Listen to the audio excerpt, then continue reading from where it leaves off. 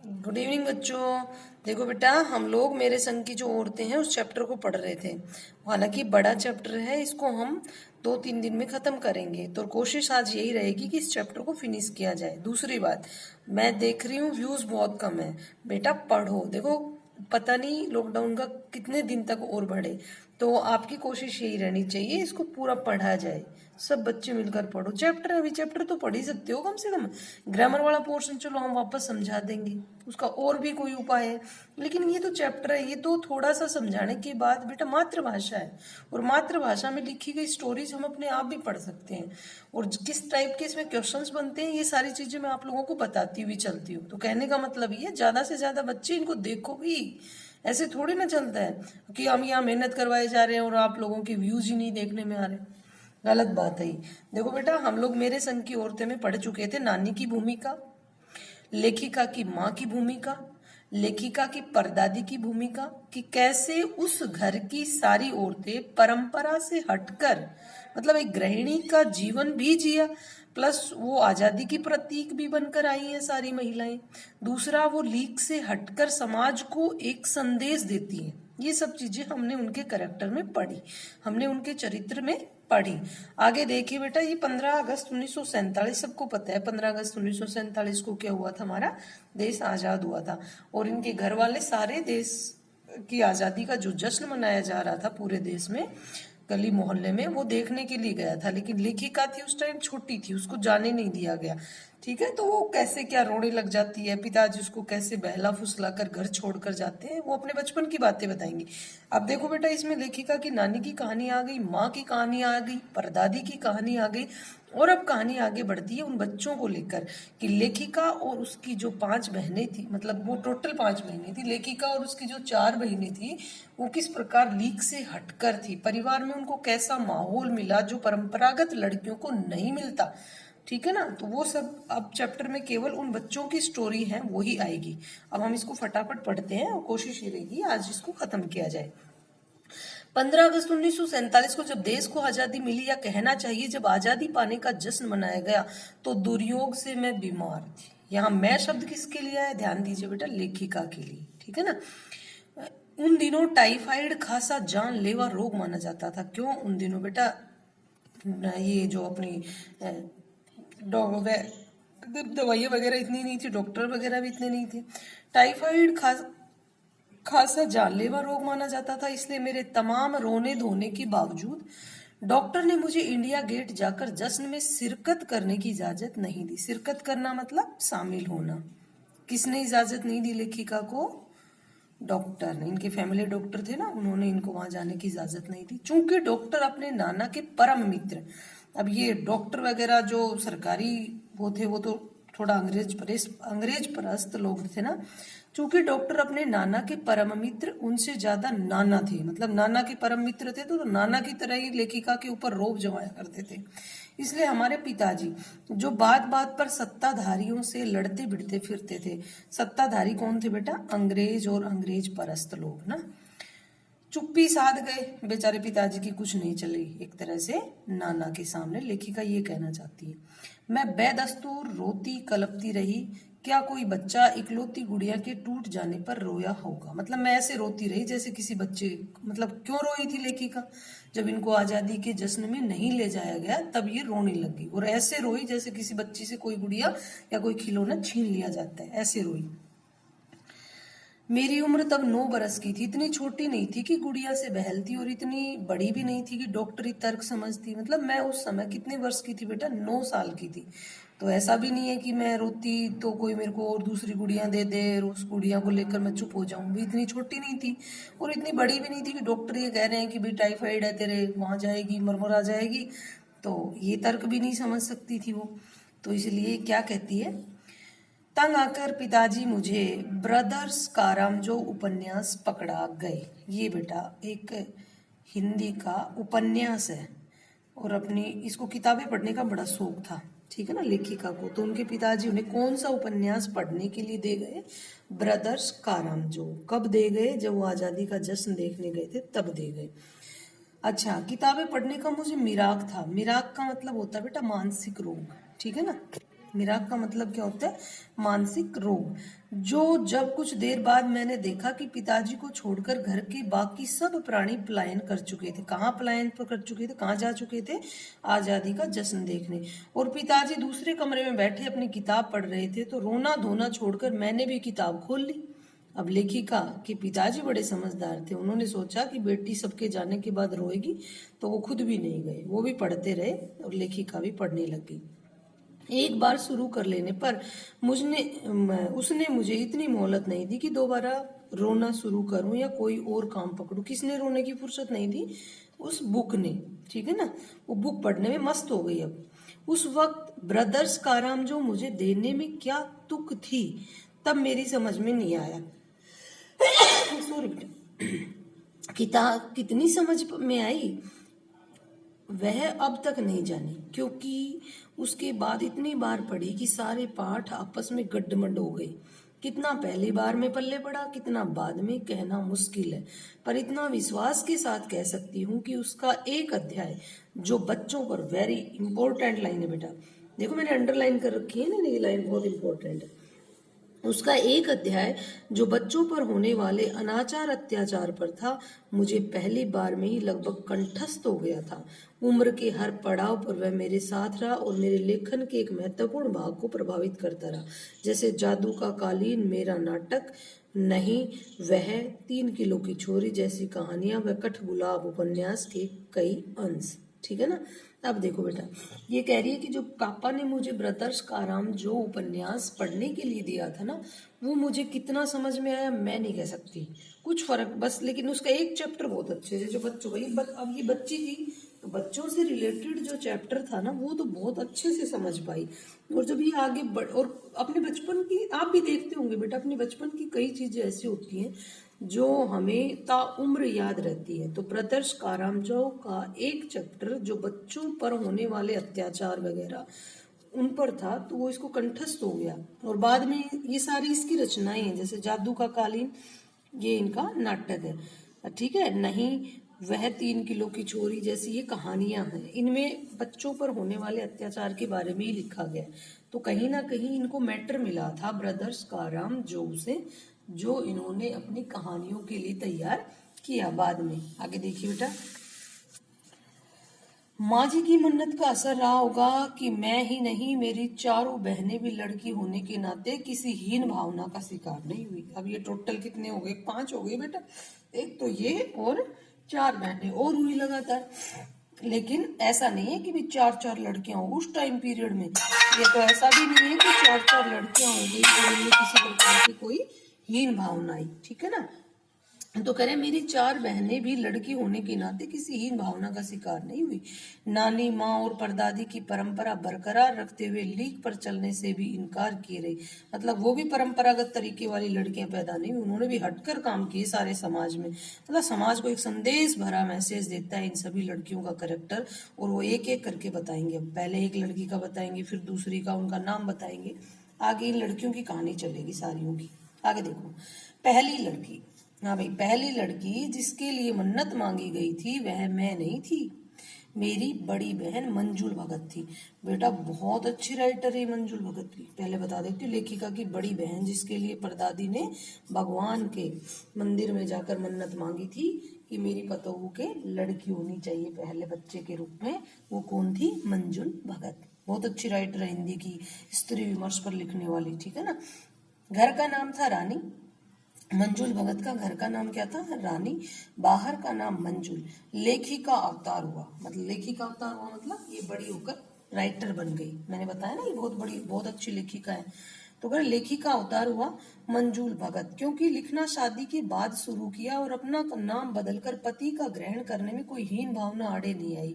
मतलब वो शादी के बाद लड़कियां अपने पति का सरनेम साथ लगा देती है ना, इसीलिए लिखने भी लग गई और पति का नाम भी पीछे लगा लिया इन्होंने। इसलिए पैदाइशी जैन नाम छोड़ भगत बनी। ये भगत किसका था बेटा? ये सरनेम था इनके पति का। इसका नाम तो मंजुल था, इन्होंने अपने पति का नाम पीछे लगा लिया तो मंजुल भगत नाम पड़ गया इनका। लेकिन एक तरह से देखो, लीक से हटकर तो फिर ये पति का नाम लगाने की जो आदत है ये तो परंपरागत है, इन्होंने क्यों लगाई? मतलब एक तरह से ये इनमें पतिव्रता वाली स्थित वो थी ना प्रवृत्ति, वो भी थी। दूसरे नंबर पर मैं थी। घर का नाम देखो, पहले का नाम क्या था बेटा, रानी और वैसे मंजुल भगत। दूसरे नंबर पर लेखिका थी, घर का नाम था उमा और बाहर का नाम था मृदुला। मैंने भी शादी के बाद लिखना शुरू किया, सो बतौर लेखिका नाम चला मृदुला गर्ग। अब ये गर्ग इसके पति का नाम था।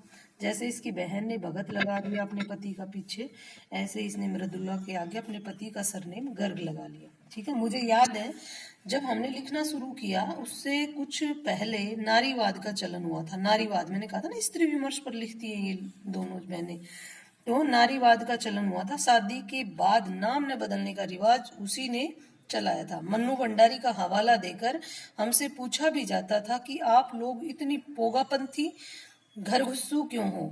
ये मन्नू भंडारी हिंदी की बहुत बड़ी राइटर है बेटा, ठीक है ना, पढ़ाएंगे हम आपको 10वीं क्लास में है इसका एक चैप्टर, एक कहानी है भी, ठीक है ना। तो ये मन्नू भंडारी ने अपना नाम बदला था, इसीलिए कह रहे कि आप लोगों ने क्यों नहीं बदला। तो उनसे कंपेयर की गई एक तरह से, इन बहनों को कंपेयर किया गया किससे, मन्नू भंडारी से। तो मन्नू भंडारी का हवाला देकर हमसे पूछा भी जाता था। कौन पूछते थे, इनको पढ़ने वाले, ये राइटर थी ना तो इनको पढ़ने वाले इनसे पूछते थे, क्या पूछते थे कि आप लोग इतनी पोगापंथी घरगुस्सू क्यों हो, नाम क्यों बदला, मतलब अपने पति का नाम क्यों पीछे लगाया तुम लोगों ने। देखो मन्नू भंडारी ने तो नहीं लगाया, इनका तो शुरू का नाम मन्नू भंडारी था, पति का नाम नहीं लगाया, तुमने क्यों लगाया। हमारे पास इसका कोई ढंग का जवाब नहीं होता था, अब भी नहीं है, पर नाम बदलने से अपने व्यक्तित्व का कोई नुकसान होते मैंने नहीं देखा। मुझे पूछने को तो पिताजी से लोग यह भी पूछते थे, 5 बेटियों से आपका मन नहीं भरा जो हर बेटी के 2-2 नाम रख छोड़े।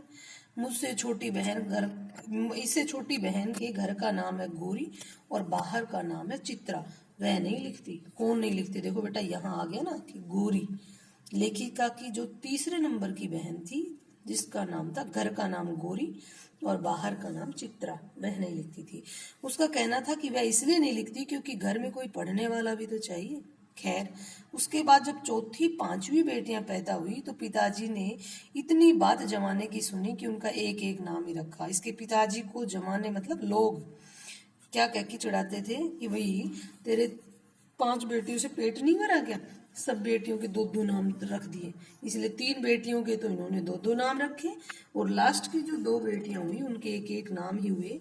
एक का नाम चौथे नंबर की का बेटा रेणु और 5वें नंबर की का अचला। 5 महीने हो गई। एक मंजुल भगत, ठीक है, घर का नाम क्या था, रानी। दूसरी मृदुला गर्ग, घर का नाम क्या था बेटा इनका, घर का नाम था इनका,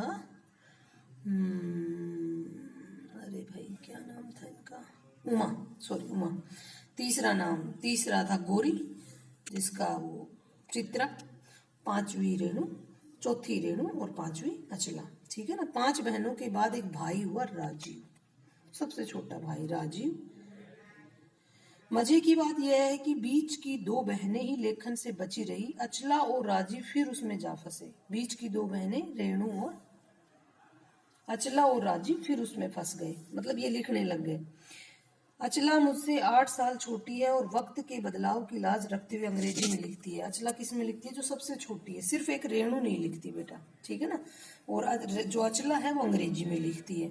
3 बहनें हिंदी में लिखती है, एक लिखती नहीं, एक अंग्रेजी में लिखती है, भाई भी लिखते हैं। टोटल 5 लिखते हैं। जो नहीं लिखती वो कौन है बेटा, रेणु, ये नहीं लिखती, ठीक है ना। अंग्रेजी में कौन लिखती है, ये अचला, ठीक है। चलो, और वक्त के बदलाव की लाज रखते हुए अंग्रेजी में लिखती है, पर राजीव फिर हिंदी के हवाले, ठीक है ना। इसका भाई भी हिंदी में लिखने लग गया। बस तो फिर आगे देखो बेटा, हम 4 लिखते हैं और तमाम खानदान हमें पढ़ता है। मेरे ससुराल में मुझे कोई नहीं पढ़ता। इस तथ्य को हजम करने में मुझे काफी वक्त लगा। मतलब लेखिका को कौन नहीं पढ़ता, देखो पूरा जमाना तो लेखिका को पढ़ता, उनकी किताबों को, उनके नॉवेल्स वगैरह, उनकी कहानी वगैरह। लेकिन लेखिका, और ये लिखना भी शादी के बाद ही शुरू किया इन्होंने। लेकिन लेखिका के जो ससुराल पक्ष के जो लोग थे वो इनकी बुक्स वगैरह, कहानियां वगैरह नहीं पढ़ते थे। तो ये लेखिका को बहुत अखरती थी ये बात, लेकिन बाद में सही भी रहा कि कम से कम वो तो नहीं है, क्या बोलते हैं, आलोचना तो नहीं होगी। आलोचना मतलब किसी की बुराई करना, एक तरह से उसमें नुक्ताचीनी निकालना, ठीक है ना। हाँ, इस तथ्य को हजम करने में मुझे काफी वक्त लगा, फिर उसके फायदे भी नजर आने लगे। कम से कम घर के भीतर तो मुझे हिंदी आलोचना बुद्धि से दो चार नहीं होना पड़ेगा। ठीक है, खैर मैं अपनी नहीं उन देवियों की बात कहना चाहती हूँ जो परदादी की मन्नत के नतीजतन धरती पर आई और लेखक नहीं बनी, अचला और रेणु। कौन नहीं बनी? अचला और रेणु। इन्होंने भाई, अचला ने तो हिंदी में लिखा नहीं और रेणु थी वो राइटर नहीं बनी। तो ये अदेवियां किसे कहा गया है? रेणु और अचला को।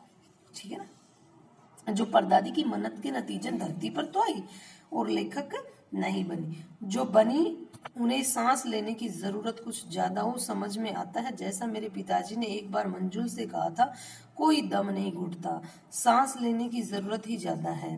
पर यहाँ तो हम शेर तो गैर लेखिका बहने सवा शेर। चौथे नंबर वाली रेणु का आलम यह था कि गर्मी की दोपहरी में स्कूल से वापसी पर जब गाड़ी उसे और उसके छोटी बहन अचला को बस अड्डे से लेने जाती तो रेणु उसमें बैठने से इनकार कर देती। उसका कहना था कि यूं थोड़ा सा रास्ता गाड़ी में बैठकर तय करना सामंतशाही का प्रतीक है, जो शायद था, पर साथ ही पिता के अतिरिक्त लाड़ का भी और रसोइये को खाना खिलाकर जल्दी फारिग करने की लाचारी का भी।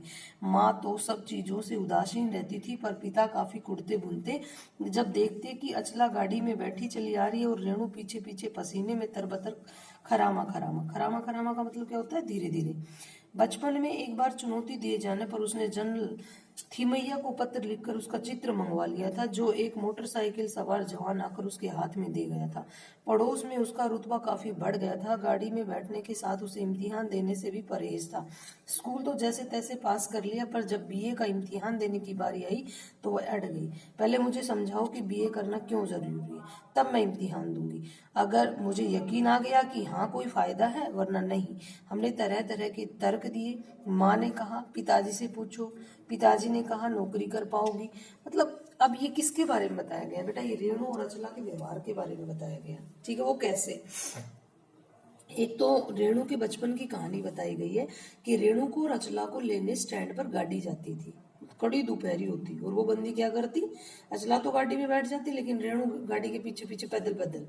और पिताजी का जी जलता था इसमें, और नौकर का जी जलता था कि नौकर तो ये चाहता था कि भी सारों को खाना वाना खिला पिला के फारिग करो, लेकिन नहीं, वो लेट आएगी तो लेट खाना खाएगी, और वो आती पैदल पैदल बंदी। पिताजी का जी ऐसे जलता था क्योंकि वो उससे अतिरिक्त लाड करते थे। और वो उसका तर्क क्या था गाड़ी में न बैठने का? कि इस तरीके से गाड़ी में बैठना सामंतशाही का प्रतीक है। सामंतशाही मतलब जो दूसरों का शोषण करते हैं ना, पूंजीपति, ये इस टाइप के लोग, तो उसका प्रतीक है। मैं नहीं बैठूंगी गाड़ी में, और धीरे धीरे चली आती। दूसरा, वो पढ़ती बढ़ती ठीक थी, लेकिन वो कहती थी पढ़ने के फायदे बताओ, और उसने जैसे तैसे कह रहे बीए करने का। जब एक बार की बात, एक ऐसा ही कोई अनजान लड़का था और उस अनजान लड़के से उसका फोटो मंगवा लिया। बेटा उस टाइम देखो, लड़कियां जब गली मोहल्ले से नहीं निकलती थी, इसने किसी लड़के का फोटो मंगवा लिया, है ना, लीक से हट करवाते। तो एक तरह से हम देख रहे हैं कि इन्होंने अपना बचपन में बड़ी मस्ती से जिया। इनको किसी प्रकार से, किसी तरीके से बाउंड नहीं किया जाता था, इन पर किसी प्रकार का कोई अंकुश नहीं लगाया जाता था इनके ऊपर, है ना। तो ये स्वतंत्र जीवन जीती थी। आज की लड़कियों को नहीं है बेटा ये छूट। तो एक तरह से लड़कों से फोटो वगैरह मंगवाओ, ऐसे घर की गाड़ी छोड़ने जाती आती और इस टाइप के नहीं, तो लीक से हटकर है इनका जो परिवार, उनकी औरतें, लड़कियां। आगे देखो, अब ये कह रही अड़ गई। कौन अड़ गई? रेणु, कि मैं तो बीए नहीं करूंगी। पहले मुझे बीए के फायदे समझाओ कि बीए करने के क्या फायदे, तब तो करूंगी, नहीं तो नहीं करूंगी। अब माने ना किसी की, माँ ने समझाया, इसकी बहनों ने समझाया, नहीं मानी। अब पिताजी क्या कह रहे? क्या कह रहे? पिताजी ने कहा, क्या कहा? बीए करेगी तो क्या करेगी? नौकरी कर पाओगी, शादी कर पाओगी, लोग इज्जत से देखेंगे। कौन किस समझा रहा है किसको बेटा? लेखिका के पिताजी लेखिका की बहन रेणु को समझा रहे हैं। वो बीए नहीं करना चाह रही, इसीलिए। तो क्या कह रहे हैं? तू नौकरी कर पाएगी बीए कर लेगी तो, और शादी कर पाएगी, लोग इज्जत से देखेंगे, वगैरह वगैरह। कोई तर्क विश्वसनीय नहीं लगा, न रेणु को न खुद उन्हें। आखिर उन्होंने उसी कुतर्क का सहारा लिया जो युगों से माँ बाप के काम आता है, और युगों से बच्चे से अपनी बात मनवाने का कौन सा इमोशनली ब्लैकमेल करेंगे या फिर डांट डपट कर कि तू करेगी, मैंने कह दिया ना, है ना। तो यही तो फंडा है माता पिता का लास्ट में, जब संतान नहीं मानती तो क्या कह रहा है, आखिर उन्होंने उसी कुतर्क का सहारा लिया जो युगों से माँ बाप के काम आता रहे। कहा बीए करो क्योंकि मैं कह रहा हूँ। कौन कह रहा है? पिताजी। जब समझाने बुझाने के बाद भी नहीं माने ना, तो ऑर्डर दे दिया एक तरह से कि मैं कह रहा करो। रेणु ने बीए कर तो लिया, पर सिर्फ पिता की खुशी के लिए, यानी पास होने लायक नंबर लाकर। सच बोलने में वह माँ से भी 2 कदम आगे है। उसकी माँ की इज्जत होती थी ना, क्योंकि वो सदा सत्य बोलती थी, किसी एक की बात दूसरे के सामने नहीं कहती थी। तो ये माँ की क्वालिटीज तो इसके अंदर होंगी। सच बोलने में माँ से भी 2 कदम आगे है। गनीमत यह है कि आधा समय उसके सच सुनकर लोग सोचते हैं वह मजाक कर रही होगी, इसलिए बिना मेहनत वह लोगों को हंसाए रख लेती है। आज भी उसे कोई इत्र भेंट करता तो वह कहती है नहीं चाहिए, मैं तो नहाती हूँ। इत्र मतलब परफ्यूम, परफ्यूम वगैरह उसको देते हैं ना कोई गिफ्ट वगैरह, मुझे नहीं चाहिए। कौन कहती है? रेणु। किसकी क्वालिटीज है ये? रेणु की है। चलो भाई, तीसरे नंबर पे कौन है? चित्रा। ये पेज पढ़ेंगे उसके बाद। तीसरे नंबर पर है चित्रा। ठीक है, वह कॉलेज पढ़ने तो जाती है, पर खुद पढ़ने से ज्यादा दिलचस्पी औरों को पढ़ाने में रखती है। ये लो, और भी महान है चित्रा, जिसका एक और नाम क्या था? गौरी। तो कह रहा कॉलेज तो जाती है पढ़ने के लिए, लेकिन खुद कम पढ़ती है, दूसरों को नकल ज्यादा करवाती है। इसलिए इम्तिहान में दूसरों को नकल ज्यादा करवाती है, इसीलिए इम्तिहान में उसके अंक कम और उसके शागिर्दों के ज्यादा आते हैं। शागिर्द मतलब उसके आसपास जो बैठते हैं ना इम्तिहान में, उनके ज्यादा आते हैं। पर अपने यहाँ सब चलता है। उसकी शादी का वक्त आया तो उसने एक नजर में लड़का पसंद करके ऐलान कर दिया कि शादी करेगी तो उसी लड़के से। मुश्किल यह थी कि हमारे माँ बाप ही नहीं, खुद लड़का भी उसके निर्णय से वाकिफ नहीं था। पर उसका कहना था वह जो सोच लेती है करके रहती है। देखो उस टाइम पीरियड में बेटा बच्ची को तो पता भी नहीं होता था कि रिश्ता कर रहे हैं, कौन है वो लड़का, देखना वेखना बहुत। लेकिन कॉलेज में पढ़ती थी, कॉलेज में कोई लड़का देख लिया और कह दिया कि मैं तो इसी लड़के से शादी करूंगी। बेचारे लड़के को भी नहीं पता कि ये लड़की तेरे से शादी करना चाहती है, ऐसा कुछ भी नहीं था। बाद में लड़के को पता लगा, तो उसके व्यवहार से तो वो लड़का वाकिफ था कि भैया ये चित्रा जो कह देती है वो करके रहती है। मान गया, ठीक है भाई मैं कर लूंगा तेरे से शादी में। हाँ, कि शादी करेगी तो उसी से। मुश्किल यह थी कि हमारे माँ बाप ही नहीं, खुद लड़का भी नहीं जानता था कि वो लड़की उससे शादी करना चाहती है, मतलब उसके निर्णय से वाकिफ नहीं था। पर उसका कहना था वह जो सोच लेती है करके रहती है, तो उसकी शादी उसी लड़के से भी कोई मुश्किल नहीं आई। आती क्यों? उसने कहा मैंने पहले मुलाकात में उसे बतला दिया था कि मैं जो सोच लेती हूँ होकर रहता है। तो उसने बात आगे खींची ही नहीं, पहली मुलाकात में ही हथियार डाल दिए। किसने डाल दिए? उस लड़के ने, जिससे चित्रा ने कहा था कि मैं तेरे से ही शादी करूंगी। ठीक है ना। आगे, हम में सबसे छोटी बहन अचला काफी दिनों तक कुछ कम खिसकी मालूम पड़ती रही। पिता का कहा मानकर पहले अर्थशास्त्र किया, फिर पत्रकारिता में दाखिला लिया, ढंग से पढ़ाई की, पास हुई, फिर पिता की मदद से शादी भी कर ली। अब ये किसकी बात आ गई? अचला, जो सबसे छोटी थी। ठीक है ना, वो पिताजी की बात मानती थी। ठीक है, उसने अर्थशास्त्र वगैरह कर लिया, पढ़ाई वगैरह कर ली, और पिताजी के कहने पर शादी भी कर ली। पर उसके आगे लीक पर नहीं चल पाई। हाँ, लीक पर नहीं चल पाई मतलब लिखने लगी, अंग्रेजी में लिखने लगी। बेटा उस टाइम लड़कियों को इतनी सहूलियत नहीं थी कि वो लिखना विखना, घर से बाहर जाना, लड़कों वगैरह के बीच में रहना, समाज के किसी भी मतलब उसमें पार्ट लेना, हिस्सा लेना, ये नहीं था। लेकिन ये करती थी ऐसा। पर उसने आगे लीक नहीं चल पाई।